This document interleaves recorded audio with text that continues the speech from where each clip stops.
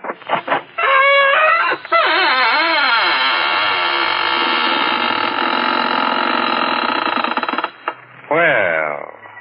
and how do you do, friends of the Sanctum? This is Raymond, your host of the Squeaking Door. Come right in. What are you staring at? Oh, him. Oh, he won't hurt you. He's been dead for years. He came here with our first program. Said nothing could scare him. I've been using him for a doorstop ever since. Have to get a new one, though. His bones are showing through.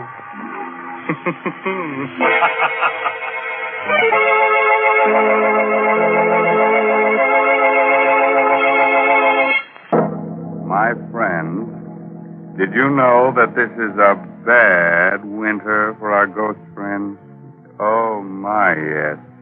There aren't enough sheets to go around, and lots of them have horrible colds. They float around just coughing and coughing their heads on. Are you all set?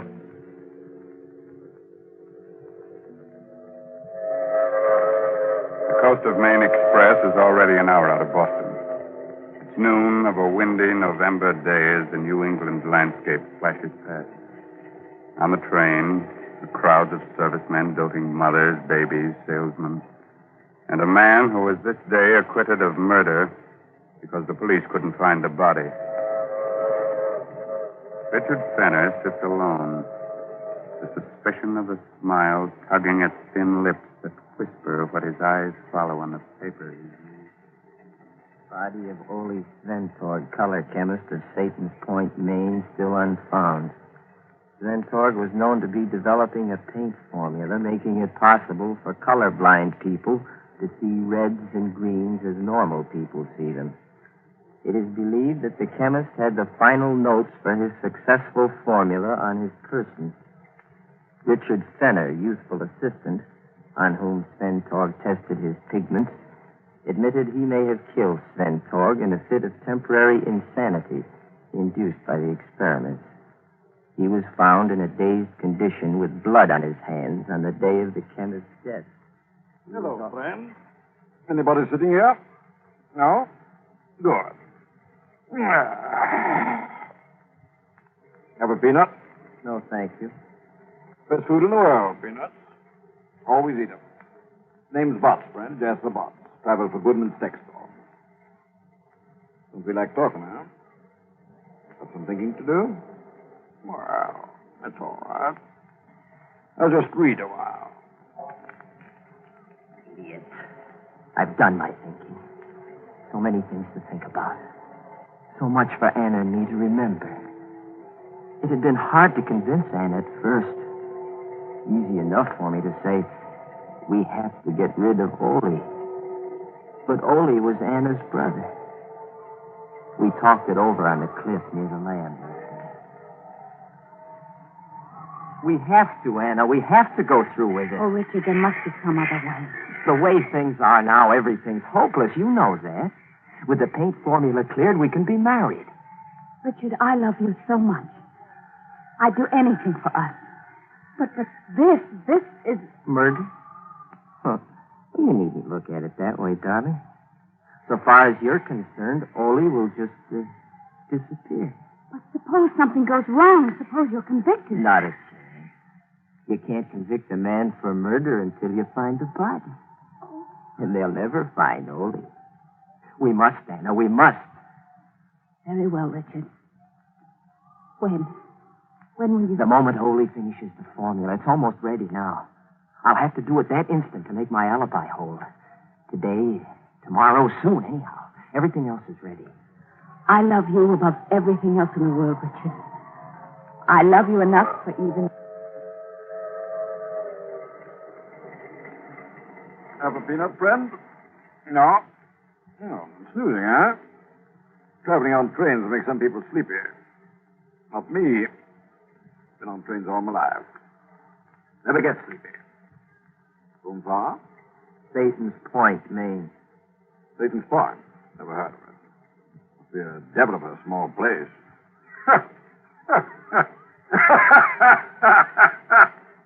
nice, Sandy. Satan's Point. Devil of a small place. Good, huh? Have a peanut? Devil of a place. Devil of a place. Devil of a place. Devil of a place it was that day. Devil of a place. We went over every detail again and again until our story was perfect. A lot depended on the story we constructed.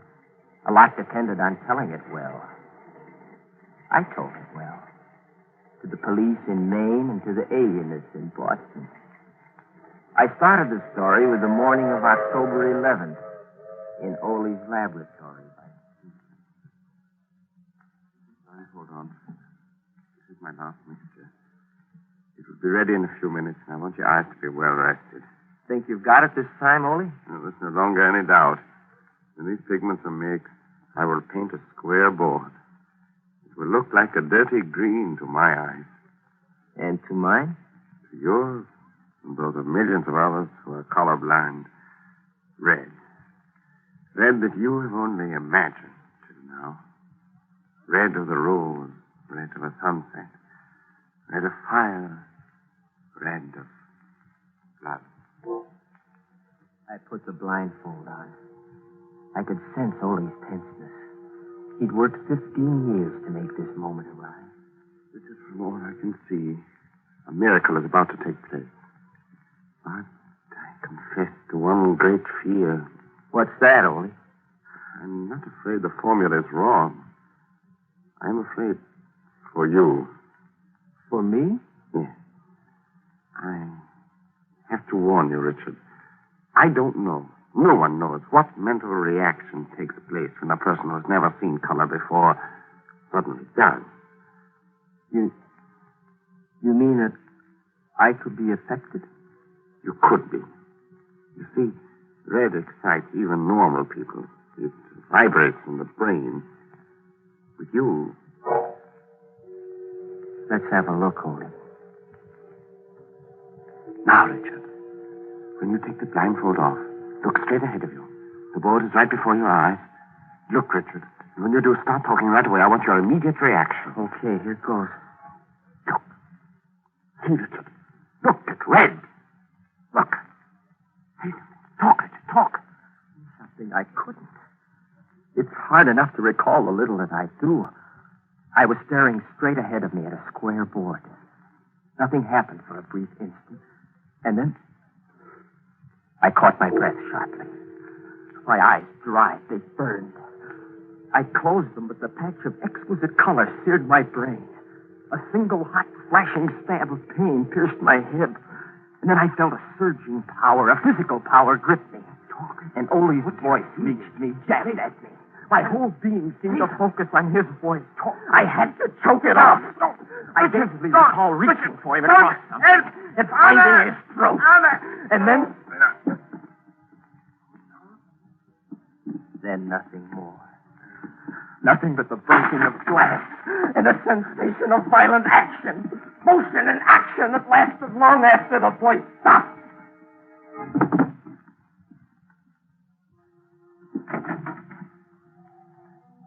Then I felt cold air lashing at me.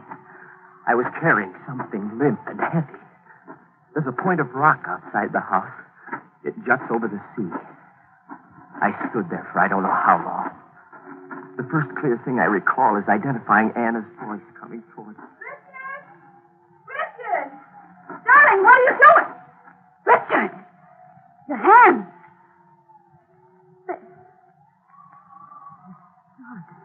Something died in me. I sank to the ground, moaning. Anna, I'm afraid. I'm afraid.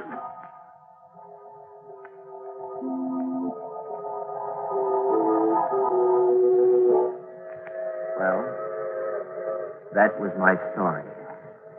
That's what I told them all. They didn't believe me, so what? They didn't find Ole.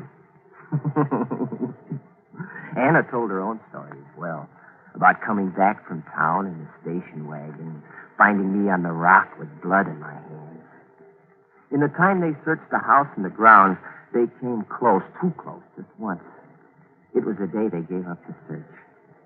I was standing in the yard with the guard when the inspector called me over to the little meat house near the cliff.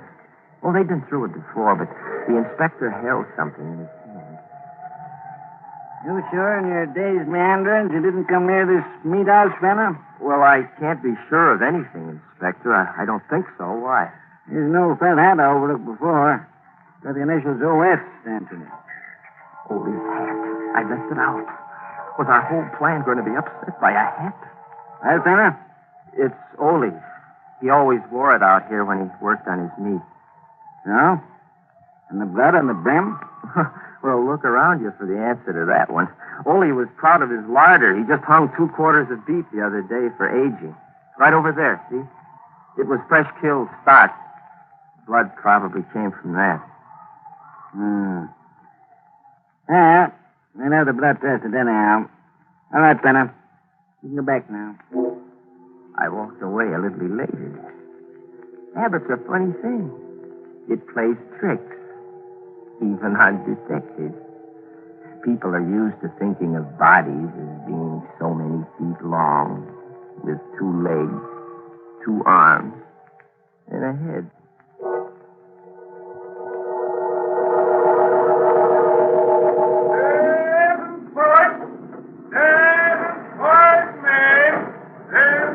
Well, friend, this is your stuff, I guess. Yes, this is it. I'm sorry I was such a poor traveling companion. Oh, that's all right. Feel that way myself sometimes. Have some peanuts? No, thanks. So long. Anna! Oh, darling. Oh, darling. Oh, I'm so glad to see you. Everything went just as you said it would, didn't it? And now you're free. Free, but not safe yet, baby. Don't talk here. Let's get in the station wagon first.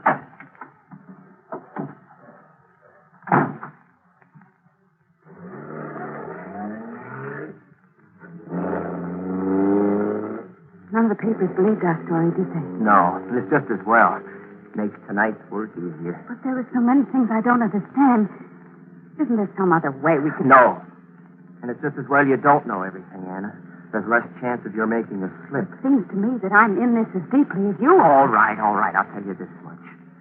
The papers played up the fact that Ole had the final formula on his person when he was killed. The formula we thought was on the lab table, right? Yes. Well, that leaves 2 things I have to do. I have to search Ole's clothing for this thing, and, well, the other thing should be obvious. Oh, don't, Richard. You talk about those things so coldly. Well, it's a cold subject, isn't it? Now, I see the house now. Put your lights off. Did you make the phone call I told you to? Yes, the man said all arrangements had been carefully made. He said the rest was up to you. You wasn't serious. Okay, pull up by the garage.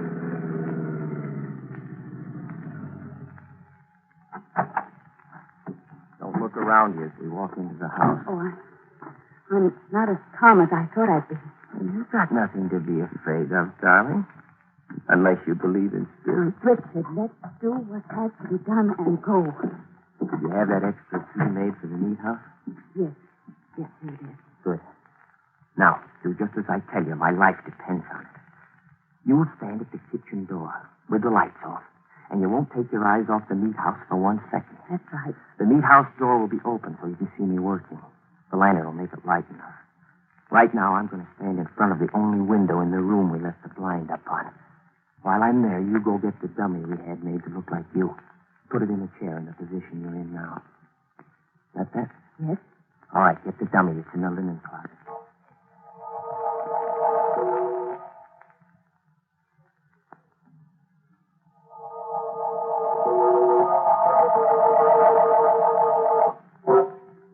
Are you sure it's arranged naturally? It looks a lot more natural and comfortable than I am. Good. Now crawl below the window level into the kitchen. Set? All set. Here's the revolver. Now stay in the shadows while I light the lantern and leave. And then stand in the door as I told you to. And remember to watch the meat house. Scared? Yes, but I'll do my part. Don't worry. Just be careful and hurry. Well, this gruesome business will be over soon, baby, and it's worth it. What are a few days of this compared to what's in store for us? I know. But hurry.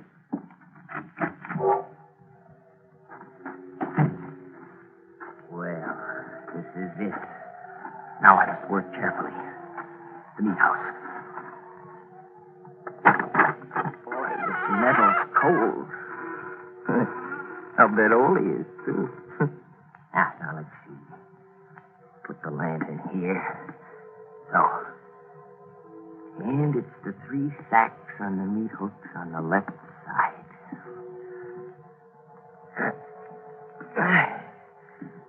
Heavy.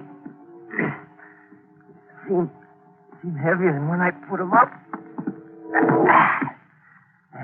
I'll start on this one. My knife. Yeah, close it here. Now let's see. It'd be the inside coat pocket. Yes, here it is.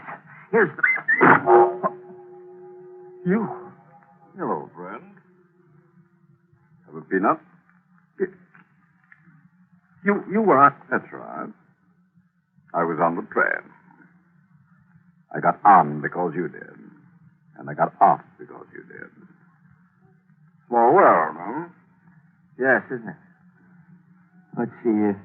Didn't you say your name was Jasper Botts? Yeah. Good memory you've got. I see you finally remembered where you hid poor Sventog's remains. What do you want, Botts? See? I can crack peanuts with one hand.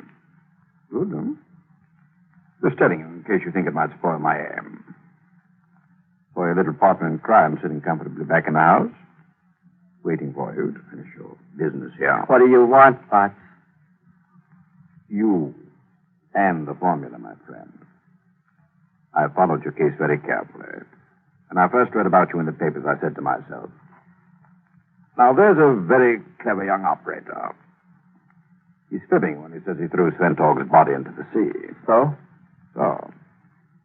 Wouldn't take a chance on its turning up on some shore. That would convict you. No body. No murder, eh, fella? You're right, Botts. Then when I read that Sventog's formula was on him when you murdered him, I knew you'd have to get it from the body before, destroying the corpus delicti. Simple? Hmm? All right, Botts. Put the cuffs on and let's go. Oh, gosh. I see you don't understand. I'm not a detective. And you're not going anywhere. Anymore. All I want is the formula. Oh? That's how it is.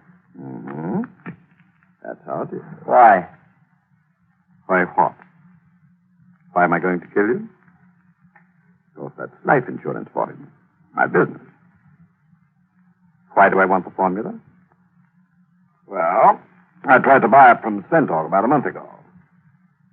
We knew we had it just about finished, but he turned me down. So you read about the murder, figured out that I was after it, and now you want to take it away from me. It's pretty low, Botts. Yeah. Well, you see, I can get a much better price for it than you can. Some friends of mine think it would be a valuable asset in counter-camouflage, making targets in this country. Clever, hmm? Don't move a muscle, Mr. Botts. You? That little round thing in your neck is the muzzle of a .38. Just open your fingers very slowly and drop the gun. That's it. Now stand still. All right, Richard. Good girl. Now I'm taking over, Botts. Nice Luger your friends gave you. Mm-hmm. It is a nice gun. I hope you won't hang me on those hooks, Anna. Oh, no. No, I've got other plans for you. Annie, you feel all right? Yes, I'm all right. Just that thing on the floor. Yeah, I know. Well, don't look, darling. We're going back to the house now. And look, Botts, no brakes, please. You'd make a heavy corpse to drag from here.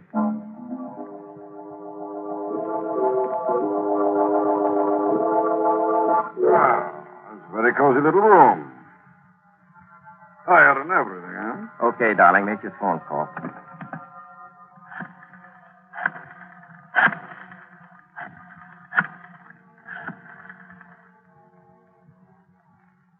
Hello? Hello, Mr. Walsh? Yes, we've been watching. You've got him? Yes, you can tell your men to close in on the house now. That was Mr. Walsh of the FBI, friend. Smooth piece of work all the way through, Richard. Yes, sir. My first and last case, Walsh. Well, we don't usually call on outsiders for help, you know, but this was such a natural. The boss is apparently the man who's been dodging us so successfully. He's one of the Nazis' best men over here. Slippery fellow. Yeah. When you and Mr. Sventor came to us a month ago about the suspiciously high offer you'd had for the formula, it sounded like our man. He's got lots of dough to play with. But why the elaborate story of murder and intrigue? Well, making Richard here out to be a murderer took away the suspicion of a trap. We knew Richard would be released, no matter how phony the story he gave, because the police wouldn't find Mr. Sventork's body, of course. We knew the man we wanted would follow Richard here as soon as Richard was freed to get the formula. But we didn't have the slightest idea of what he looked like or who he was. Now, you know. Well, I admit that was clever. My friends will be disappointed. And the son of a gun sat next to me on the train for 8 hours. A dull trip, wasn't it? But what about the meat house angle? The sacks. That's beef. Just good prime beef. In sacks, it looks a little like... I planted Ole's clothes there. Oh, Richard, stop. I've had enough. By the way, where is Mr. Sventork? Oh, my gosh, he came up here from the hotel this afternoon. I'm so used to thinking of him as dead that I forgot all about him. He's probably lost in the... Anna, you all right? Yes, I'm all right, Richard. It just shook me up, but I... Richard! Richard, the laboratory! All right! All right, you still have Bart, Mr. Walsh. Hold on to him. I'll take a look in the lab. Go ahead, Tanner. Ole, where are you? Ole! Ole. Here, Richard. I'm all right. It's just my leg. Light a match so we can see. Yeah, sure. Hurry, Richard. I want to see what's wrong. Light a match. I'm holding a lit match, Ole. Oh. Oh. I see. Your eyes, Ole. Richard! Richard, He's all right, Anna. I'm bringing him out now. He's all right, yes. But never again to see the red of a rose. The red of fire. The red of a sunset. The red of blood. Ole's formula brought color to millions. Now, he's blind.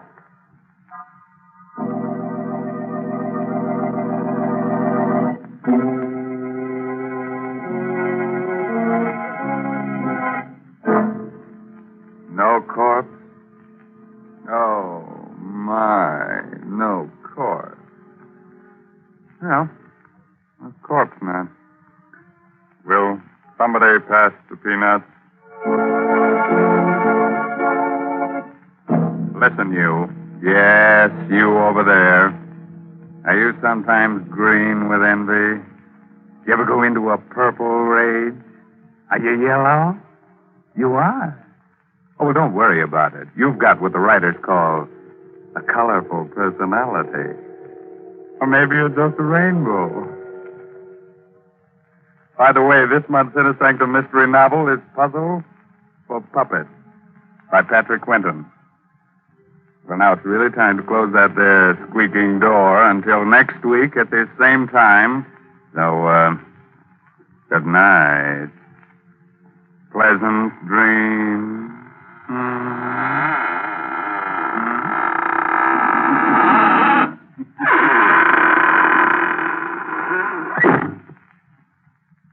And so for now, we brush off Raymond, a friendly host of Dana Sanctum, a charming ghoul, responsible for tonight's bedtime story.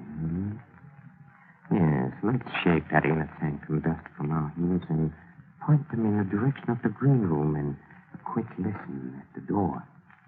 Yes, our players are there, rehearsing the next performance in a mystery playhouse.